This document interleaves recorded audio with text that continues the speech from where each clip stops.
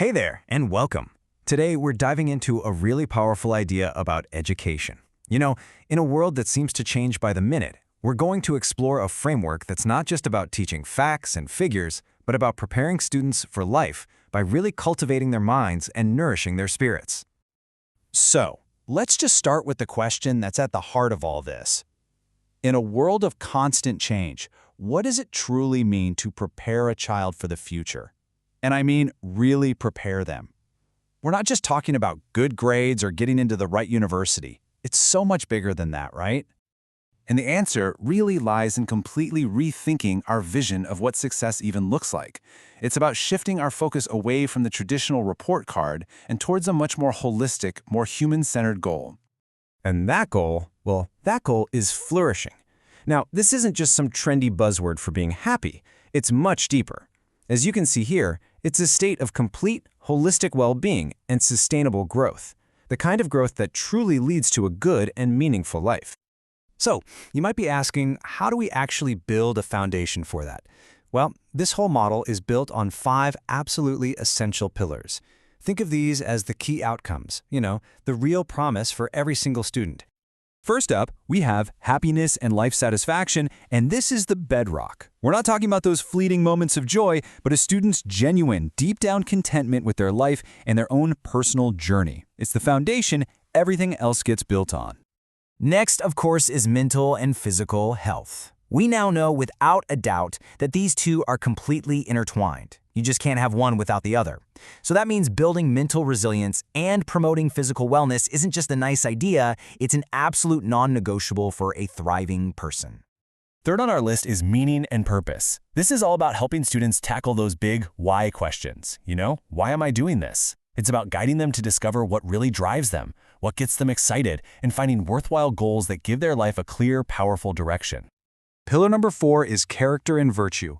And this one pushes beyond just personal success. It's about intentionally developing a strong moral compass, things like integrity, compassion, courage, and really sparking that genuine desire to make a positive impact on the world around them. And finally, number 5, close social relationships. Human connection is not an optional extra. It is absolutely essential to our well-being. And that's exactly why teaching kids how to build strong friendships and meaningful community bonds is such a vital part of this whole educational promise. Okay, so those 5 pillars, that's the what. Now let's talk about the how. How do we actually make flourishing happen? Well, the answer is all about proactively nurturing the core needs every child has for healthy development. This slide really lays out the practical side of the whole philosophy. To help a child truly flourish, you have to meet these fundamental needs. It all starts with a foundation of security and strong relationships. From there, you build up to independence and engagement, and that leads to a sense of fulfillment, the desire for contribution, and a passion for lifelong growth. See how each one supports the next? It's like building blocks. Now, focusing on a student's inner world is absolutely crucial, but it's really only half the story. To flourish, you also have to be prepared for the external world. So let's pivot for a second and look at the real, tangible skills kids need to thrive out there in the real world of work and society. And believe me, that future is coming up fast. The world of 2030 is going to demand a radically different set of skills than what we valued even just a decade ago. We have got to be preparing for that world now. So what are the skills that will matter most? Well, data from the World Economic Forum gives us a pretty clear picture. As you can see on this chart, the absolute highest growth area is in technology skills.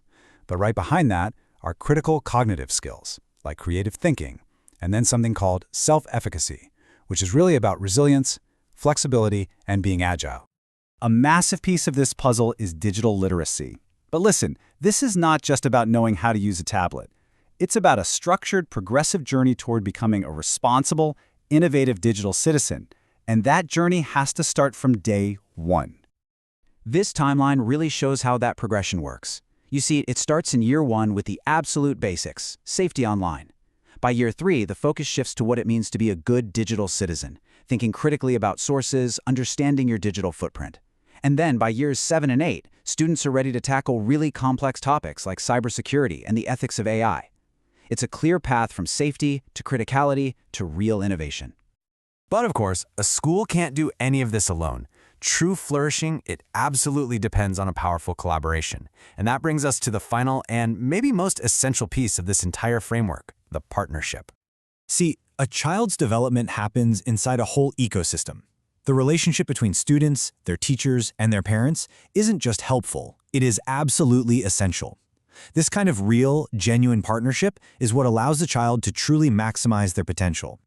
I think this quote just sums up the whole philosophy perfectly. Success isn't about getting a perfect score or never, ever making a mistake. It's about balance. It's about integration. It's about becoming the best version of yourself by achieving optimal functioning, not chasing some impossible idea of perfection. And so that really leaves us with one last critical question to think about. Beyond all the classes and the homework, is your child being prepared not just for a future career, but for a good and meaningful life? Thanks so much for tuning in.